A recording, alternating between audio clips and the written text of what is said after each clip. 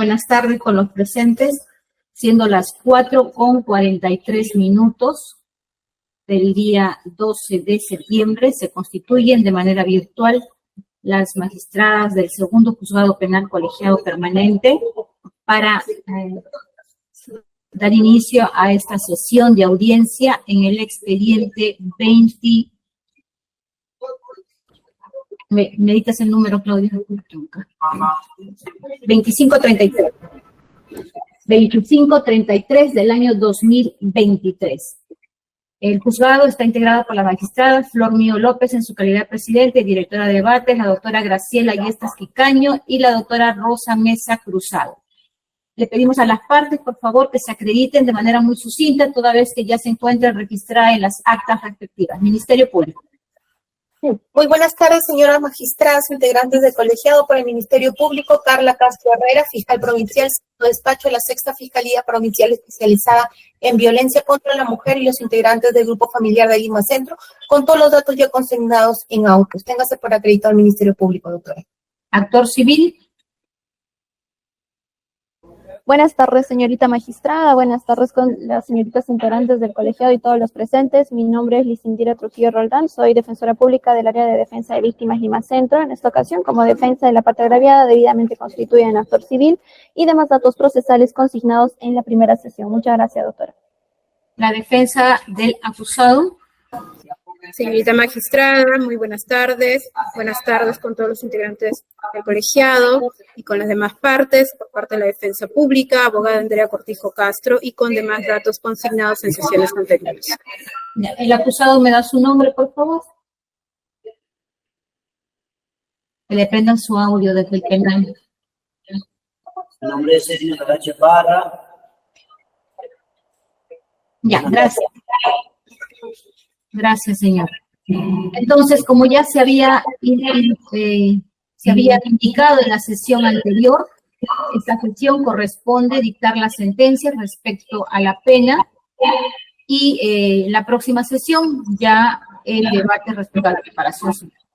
Luego de haber deliberado, los integrantes del colegiado se emite la siguiente resolución. Sentencia, resolución número 3, de fecha 12 de septiembre del año 2024, vistos y oídos los acuerdos del juicio oral del que le pague su audio al señor.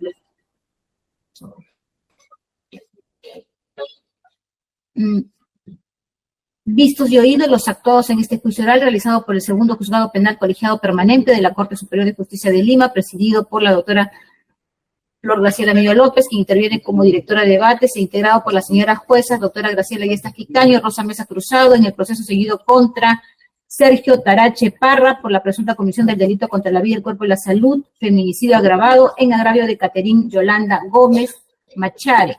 Identificación de los sujetos procesales, Ministerio Público, la doctora Carla Castro Herrera, actor civil, la doctora Lizy Indira Trujillo Roldán, defensa del acusado, la abogada Andrea Elizabeth Cortijo Castro, el acusado Sergio Tarache Parra, con cédula de identidad 29884489, grado de instrucción, bachillerato inconcluso en ciencias sociales, hijo de Tatiana, soltero, con un hijo de 3 años, antes de ser intervenido se dedicaba a llenar combis, y dentro del penal se dedica a la barbería. Está en el penal desde el 7 de febrero del 2024, en el centro penitenciario de Ancón. Parte expositiva, el itinerario procesal desde el 3 de septiembre del año 2024 se ha instalado este juicio oral. Luego tenemos los hechos imputados y la calificación jurídica, imputación concreta. El Ministerio Público imputa al referido acusado haber planificado y ejecutado el delito de feminicidio. Así le quitó la vida a su pareja sentimental, Caterín Yolanda Gómez Machare, por su condición de mujer, bajo los siguientes contextos: abuso de poder y confianza, y cualquier forma de discriminación contra la mujer, independientemente de que exista o haya existido una relación conyugal o de convivencia con el agente. Esto es, al no aceptar el término de la relación sentimental que mantenía con él, y acusarla además de una supuesta infidelidad, desvalorando la autodeterminación que tenía Caterín en su condición de mujer de poder elegir y decidir sobre el término de la relación, constituyéndose un estereotipo de género en que la mujer es un objeto del servicio del varón, que si no está con él, no estaría con nadie más, por lo que le causa la muerte de forma tan gravosa y cruel. Circunstancias precedentes, tenemos que el acusado acordó encontrarse con la agraviada antes referida el día 18 de marzo del año 2023 a las 21 horas, siendo que a las 21:15 aproximadamente del mencionado día, cuando la agraviada y el acusado se encontraron, se inició una discusión entre ambos por celos, toda vez que la agraviada había acordado previamente con unos amigos salir a una discoteca a la medianoche. Al tomar conocimiento de dicho hecho, el acusado le quitó su teléfono celular y al revisar sus mensajes le dijo que se fuera, que no le respetaba, que él era un cabrón y le amenazó con quemarle las patas al atribuirle una supuesta infidelidad. Ante esta reacción violenta, la agraviada decidió culminar la relación y se lo hizo saber. Es así que el acusado, al no estar conforme con dicha decisión de la agraviada, cogió una galonera vacía de un vehículo automotor que se encontraba en el lugar, se dirigió al grifo Repsol, compró 5 soles de gasolina a la trabajadora de dicho grifo, Fátima Maricielo Sánchez Varas, luego regresó donde estaba la agraviada, sentada en unas gradas, sin estupor alguno, le vertió la gasolina en el cuerpo y acto seguido le prendió fuego con un encendedor que traía consigo, lo cual provocó en la agraviada que la agraviada prenda en fuego, ocasionándole quemaduras de 3er grado, las mismas que fueron descritas en el certificado médico legal número 14735B. Después de ello y sin prestar ayuda a su víctima, salió corriendo y trató de subir a una combi para emprender su huida. Sin embargo, al avanzar el vehículo, el acusado no logró alcanzarlo y subir en él, por lo que se retiró el polo para evitar ser reconocido y continuó corriendo con dirección a la avenida Argentina, dándose a la fuga, huyendo ese mismo día con dirección del país de Colombia, de donde fue extraditado a requerimiento de del Ministerio Público.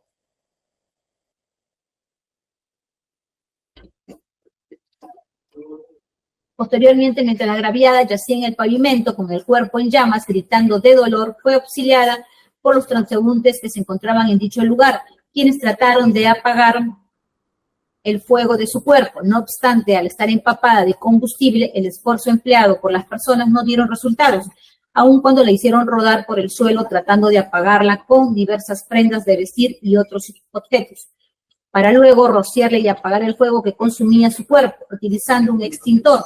Posteriormente llamaron a la unidad de bomberos, quienes finalmente trasladaron a la agraviada hacia el Hospital Nacional Arzobispo Loaiza. Ahí ingresó por el área de emergencia del tópico Trauma Shock, con diagnóstico de quemaduras de 3er grado en el 60% de su cuerpo, y quedó internada en observación. Empero, estando a la gravedad de sus quemaduras, luego de luchar por su vida y pese a los esfuerzos denodados por los médicos para salvar su vida, 6 días después, esto es el 24 de marzo del año 2023, la agraviada falleció en la unidad de cuidados intensivos, teniendo como diagnóstico de muerte daño múltiple de órganos, quemaduras al 65% corporal total, quemaduras ocasionadas por fuego directo, según el informe pericial de necropsia médico-legal 960-2023. La tesis fiscal le atribuye al acusado, a título de autor, haber cometido el delito contra la vida, el cuerpo y la salud en la modalidad de feminicidio agravado, previsto y sancionado en los numerales 3 y 4 del primer párrafo del artículo 108b del Código Penal, con la agravante contenida en el numeral 7 del segundo párrafo del mismo artículo respecto a la gran crueldad y alevosía y por fuego, prevista en los numerales 3 y 4 del artículo 108 del Código Penal. Como pretensiones, el Ministerio Público solicitó que al acusado se le imponga 30 años, 6 meses y 20 días de pena privativa de libertad. Pretensión civil. Bueno, eso luego de haberse preguntado al acusado si está conforme con los hechos por los cuales se le acusa y si está conforme con la pena que solicita el Ministerio Público, el acusado indicó que sí. Sin embargo, respecto a la pretensión civil no está conforme, por lo que se ha delimitado el debate conforme a lo dispuesto en el artículo 372, numeral 3, a la sola aplicación de la reparación civil. Por su parte, la defensa indicó que su patrocinador reconoce el hecho incriminado y la pena que solicita el Ministerio Público. Así tenemos como institución de la conformidad el aspecto sustancial de la institución estriba en el reconocimiento, aunque con características singulares del principio de adhesión al proceso penal. La conformidad tiene por objeto la pronta culminación del proceso en concreto del juicio oral a través de un acto unilateral del imputado y su defensa de reconocer los hechos objetos de la imputación concretados en la acusación fiscal y aceptar las consecuencias jurídicos penales y civiles correspondientes. Es un acto unilateral de disposición de la pretensión claramente formalizado, efectuado por el acusado y su defensa, de doble garantía que importa una renuncia a la actuación de pruebas y del derecho a un juicio público, que a su vez genera una expectativa de sentencia conformada. En buena cuenta constituye un acto de disposición del propio proceso al renunciar a los actos del juicio oral y del contenido jurídico material de la sentencia, al convenir desde ya la expedición de una sentencia condenatoria en su contra. Así lo ha establecido el Acuerdo Plenario 5/2008/CJ-116. Sin embargo, la presencia del juzgador, en este caso del colegiado, no es pasiva para efectos de la homologación de la conformidad, ya que existe cierto margen de valoración que el juez debe ejercer soberanamente. Si bien está obligado a respetar la descripción del hecho glosado en la acusación, vinculación absoluta con los hechos y modificabilidad del relato fáctico por razones de legalidad y justicia, puede y debe realizar un control respecto a la tipificación y el título de imputación y respecto del acuerdo. Así tenemos parte considerativa, la delimitación de la norma. En este caso ya se ha hecho mención del artículo 108b, feminicidio, con los numerales 3 y 4 del primer párrafo del 108b, y con la agravante contenida en el numeral 7 del segundo párrafo del mismo artículo, que nos remite a los numerales 3 y 4 del artículo 108 del Código Penal. Respecto a ello, tenemos que indicar que el delito de feminicidio es un delito pluriofensivo, protege de forma general los bienes jurídicos, igualdad material y vida, igualdad porque ampliando la interpretación establecida en el Acuerdo Plenario 1/2016, busca combatir los actos de discriminación estructural que sufren las mujeres y pretende proscribir los estereotipos de género. Por lo tanto, son dos bienes jurídicos los que se protegen con la tipificación de este delito. Así tenemos que la conducta típica del sujeto activo es la de matar a una mujer por tal condición, al igual que en todos los tipos penales de homicidio, la conducta del sujeto activo es descrita con la locución el que mata en el contexto de un derecho penal de acto. El feminicidio debe implicar una actividad homicida del agente que produzca la muerte del sujeto pasivo, que es la mujer. Al igual que en el delito de parricidio, el feminicidio se agrava si concurre en cualquiera de las circunstancias que configura el homicidio calificado o asesinato. Esto es la ferocidad, codicia, lucro, placer para facilitar u ocultar otro delito con gran crueldad, alevosía por fuego, en este caso, explosión o cualquier medio capaz de poner en peligro la vida o salud de las personas. Luego, análisis jurídico penal del hecho en materia de acusación. En el presente caso, el acusado ha renunciado a la presunción de inocencia y se ha sometido a los efectos de su declaración de culpabilidad. Esto es la imposición de una condena en contra de esto, para lo cual, debidamente asesorado por su abogada defensora, de manera libre y voluntaria, ha reconocido los hechos que se le atribuyen, aceptando la imputación formulada en su contra. Los fundamentos de hecho de la sentencia han sido impuestos por la acusación y la defensa a través de un acto de allanamiento que son vinculantes al juez y a las partes, por lo que corresponde sujetarse al reconocimiento de los cargos por parte del acusado, expresado por este en los actos iniciales del juicio oral, siendo el relato fáctico en la comisión del injusto penal aceptado por las partes. No necesita actividad probatoria, ya que la conformidad excluye toda tarea para llegar a la convicción de los hechos, que la descripción de los hechos efectuados por el Ministerio Público y los elementos de convicción que se describen en el punto 4 del requerimiento acusatorio constituyen el fundamento fáctico de la acusación fiscal. Concatenado con el reconocimiento de los hechos por parte del acusado, se aprecia que aparecen los elementos típicos del delito contra la vida, el cuerpo y la salud en la modalidad de feminicidio agravado previsto y sancionado en los numerales 3 y 4 del primer párrafo del artículo 108b, con la agravante contenida en el numeral 7 del segundo párrafo del mismo artículo. Es así, pues, ahora en cuanto a la determinación de la pena, al haber pasado el primer control, respecto a la sustitución de los hechos, ahora el juzgado va a efectuar el control respecto de la pena. Conforme lo ha desarrollado la Corte Suprema en reiterada jurisprudencia, el juicio punitivo y determinación judicial es la construcción de una respuesta cuantitativa y cualitativa que el juez expresa a la persona que sentenciará. El legislador solo señala el mínimo y el máximo de pena que corresponde a cada delito. Con ello se deja al juez un árbitro relativo que debe incidir en la tarea funcional de individualizar en el caso concreto la pena aplicable al condenado, lo cual será en coherencia con los principios de legalidad, lesividad, culpabilidad, proporcionabilidad, previstos en los artículos 2, 4, 5, 7, 8 del título preliminar del Código Penal, bajo la estricta observancia del deber constitucional de fundamentación de las resoluciones judiciales. Aunado, se debe tener en consideración la aplicación de los principios superiores del derecho, entre ellos principios de lesividad, proporcionalidad, previstos en los artículos 4 y 8 del título preliminar, concerniente a que la pena no puede sobrepasar la responsabilidad por el hecho, así como la relación de correspondencia entre el injusto cometido por el agente y la pena que le corresponde. Asimismo, se debe considerar el principio de humanidad de las penas. También se debe considerar que entre los fines de la pena se encuentra establecida su finalidad resocializadora, conforme se prevé en el artículo 9 del título preliminar del Código Penal, en la que se consideran los criterios preventivos especiales de la pena, ya que ésta se impone para la reinserción social del acusado, acorde con lo dispuesto en el artículo 139, inciso 22 de la Constitución Política del Estado, que establece el régimen penitenciario, tiene por objeto la reeducación, rehabilitación y reincorporación del penado.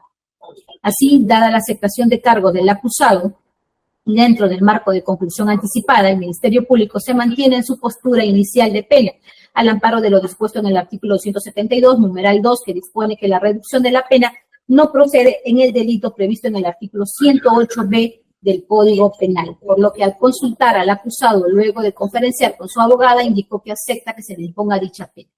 Ahora, si bien el aludido numeral 2 del artículo 371 del Código Procesal Penal prohíbe la reducción de la pena para el delito previsto en el artículo 108b del Código Penal, sin embargo, la Sala Penal Permanente en reiterada jurisprudencia, entre ellas la Casación 553-2021 Arequipa, que es la más actual, y otras como la Casación 1997-2017 Lambayeque, Casación 336-2016 Cajamarca, Casación 1662-2019 Lambayeque, Casación 133-2017 Lambayeque y Casación 994-2021 Lambayeque, ha indicado que ello constituye una contravención al derecho fundamental a la igualdad ante la ley, derecho establecido en el inciso 2 del artículo 2 de la Constitución Política del Perú, por lo que el colegiado, respetuoso de los derechos fundamentales, ya se ha pronunciado al respecto en anteriores sentencias, asumiendo el criterio valorativo asumido en la doctrina consolidada por la Corte Suprema,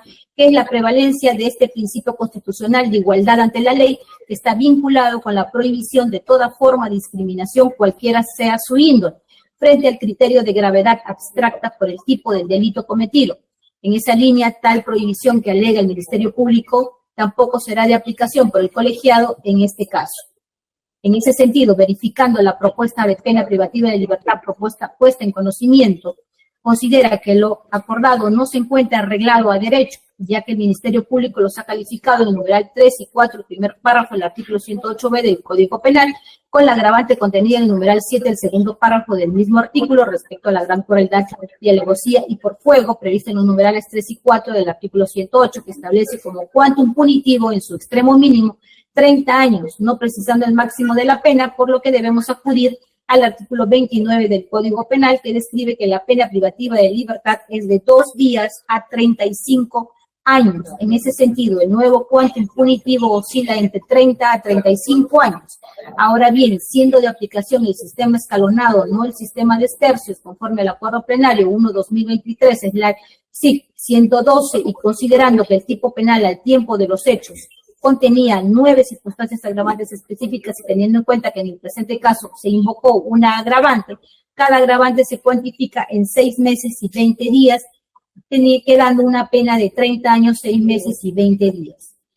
En ese contexto, en el marco del principio de proporcionalidad ampliamente expuesta por el Supremo Intérprete de la Constitución, además que el acusado no tiene antecedentes penales, aunado a la disminución de la pena dado que el acusado se acogió al procedimiento de conformidad procesal previsto en el artículo 372 del Código Procesal Penal, por lo que le corresponde una reducción de hasta la séptima parte, implicable por la propia ausencia de un juicio público y contradictorio.